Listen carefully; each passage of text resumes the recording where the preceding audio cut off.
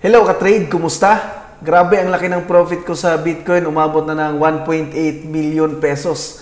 So konting pitik na lang, maging 2 million pesos na. So dito sa video na ito, titingnan natin yung trade ko sa Bitcoin. Kasi bumili tayo ng isang Bitcoin. Tapos yun nga, ang laki ng profit ngayon dahil tumaas yung presyo ng Bitcoin.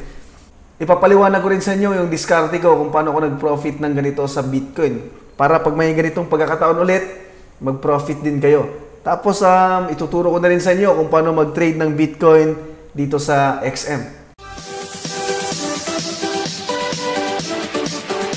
Okay, so ito ka-trade, nandito tayo sa daily time frame ng Bitcoin. So ito yung presyo ng Bitcoin ngayon, makita natin. So makita natin, lagyan natin ng red line, makita natin yung price na sa 52,226 US dollar. So kung liliitan natin, grabe yung pag-angat ng Bitcoin, no? Dire-diretso pataas. Okay? So makita natin dito sa baba, bumili tayo ng isang Bitcoin. Makita naman natin dyan, 1 Bitcoin. Sa presyo na 20,669 US dollar. So nakabili tayo ng mura, 20,000 pa. So ang presyo ngayon nasa 52,000 na, kaya nag-profit tayo ng 31,585 US dollar. Yan yung kinita natin sa isang trade lang sa Bitcoin. Okay, so nagdagdag tayo ng trade, bumili tayo ng 0.05, dalawang 0.05 at nag-profit na naman ng 1.3 US dollar, may 1.2 US dollar. So yung total na profit natin, 32,875 US dollar. Okay, so kailan ako bumili? Ano yung diskarte ko sa pagbili ng Bitcoin para mag-profit ng ganyan?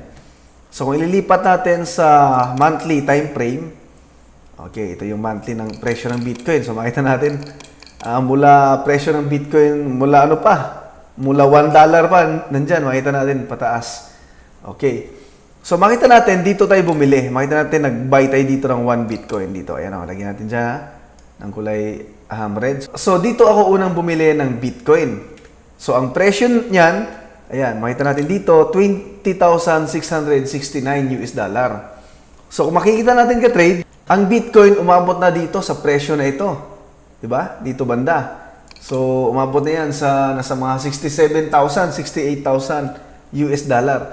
Pero bumagsak yung Bitcoin, bumagsak. Makita natin, bumagsak siya. So dito tayo bumili mismo, dito mismo. Diyan sa 20,000 level. Pero alam nyo ba ka-trade na bumagsak pa yan? Bumaba pa yan hanggang dito.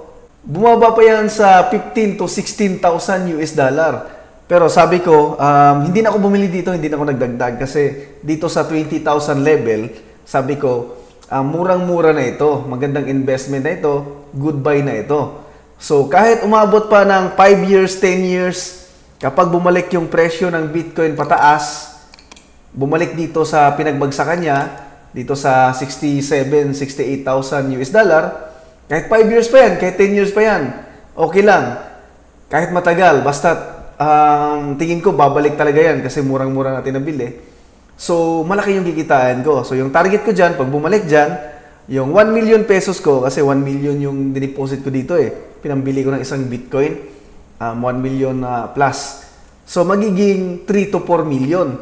So kikita ko ng mga 3 million to 4 million pesos sa loob ng 10 years, kahit 10 years pa yan. So okay lang, wala ring fee kahit matagal na yung trade natin dito. Walang swap, walang overnight fee, walang rollover fee, walang fee. Makita naman natin, walang commission, walang swap, walang fee yung trade natin. Kahit tumagal ng 5 to 10 years, worth it pa rin kasi kikita tayo ng 3 to 4 million. Pero makita natin, bumili tayo noong, makita naman natin dito yung date. So bumili tayo noong June 22, 2022. So malapit nang mag 2 years pala itong trade natin. So okay lang kasi 2 years lang, di ba? Kasi kahit nyo umabot ng 5 years or 10 years, pag bumalik dito, okay lang para sa akin. So ang importante lang yung capital ko na 1 million, na yung extra money ko na pang-invest na long term, na hindi ko kailangan sa ngayon, na pwede siyang tumagal dyan or matenga ng 5 years to 10 years. So yun yung mindset ko, kaya hindi ko talaga ginalaw yung trade ko sa Bitcoin. Hinayaan ko lang talaga dyan. Okay? So makita naman natin ngayon, nag-profit na. Yung profit niya nasa ano na, kulang-kulang 1.8 million pesos na. Pero hindi ko pa rin i-close yan kasi mayroon nga tayong target. So kahit bumagsak po ulit yung presyo ng Bitcoin, bukas or next month, so sabi ko nga, kahit umabot pa ng 10 years, tingin ko babalik talaga yan pataas. Kaya yun yung mindset ko dyan, kaya nakatenga yan. Ang plano ko kasi para dito sa investment ko na ito, kapag nag-profit tayo, na-hit natin yung target natin, umabot ng 3 to 4 million pesos, so makabili tayo ng pangarap natin na sasakyan, yung Ford Ranger Wild Track. Kasi nasa mga 2M or 3 million mahigit yun. Yan, mabibili natin yun. Baka this year or next year, or kahit 5 years pa, okay lang. Basta't meron tayong target. So ito namang mga trade na ito, dalawang bili ng Bitcoin, tig 0.05 lang. So, binili natin ito noon, January lang to. January 24, 2024. So, last month lang yan. Kasi kung ililipat natin sa daily time frame, makita natin, umabot yung presyo ng Bitcoin dito, pinakataas. Yan, dito banda. Umabot ng 48,000. Bumagsak sa 38,000. Kaya, meron naman akong extrang pera. So, nasa ano rin to? 100,000, 200,000 pesos din ito. So, dinagdag ko na. Bumili na ako tig 100,000. Ayan. So, nag-profit din naman. Nag-profit din ng tig ano. Siguro mga tig 80K bawat isang trade. 'Di ba? So, ito talaga yung 1 Bitcoin na binili ko, yung maganda yung naging resulta. So, paano ba mag-trade ng Bitcoin? So, napakadali lang ka-trade. Mag-trade kayo dito sa XM. Mag-open kayo ng account. Ito yung link or nasa description.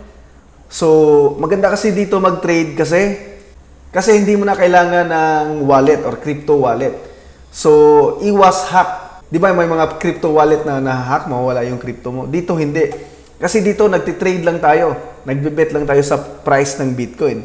So, sa presyo lang mismo, kung tataas yung Bitcoin, kapag nakabuy tayo, mag-profit tayo.